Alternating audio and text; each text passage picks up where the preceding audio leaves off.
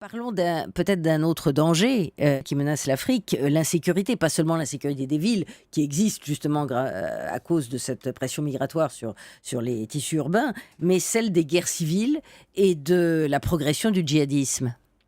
Oui, oui, et donc les démocraties africaines sont loin d'être parfaites, elles sont soumises à beaucoup de stress, mais quand même elles s'installent. On peut aujourd'hui citer une quantité très significative de régimes politiques dont on peut dire qu'ils sont régulièrement élus et qui ne sont pas menacés.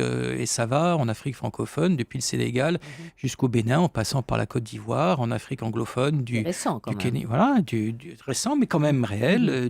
Le grand phénomène de ces dernières années, c'est cette irruption des problèmes islamistes Oui, oui. et qui n'étaient pas forcément tout à fait attendus. Il y a eu très régulièrement, depuis très longtemps, une analyse d'ailleurs très bien faite par tous ceux qui connaissaient le continent, je dirais ce qu'on appelait la fracture blanc-noir du Sahara, entre des populations nomades d'origine arabe, disons ça au sens très, très superficiel, et puis des populations noires sédentaires. Bon, et ça c'est une division qui traverse les siècles quasiment et qui a pris des tours différents. Ce qui est compliqué aujourd'hui, c'est le télescopage de cette situation historique, séculaire, avec les mouvements venant de l'extérieur, l'organisation terroriste internationale et les grands trafics.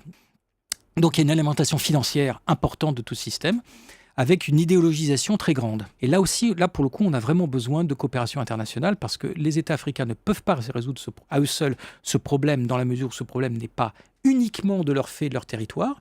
Ils sont impuissants par rapport à la gestion des très grands trafics qui prennent leur origine en Colombie, en Afghanistan, etc.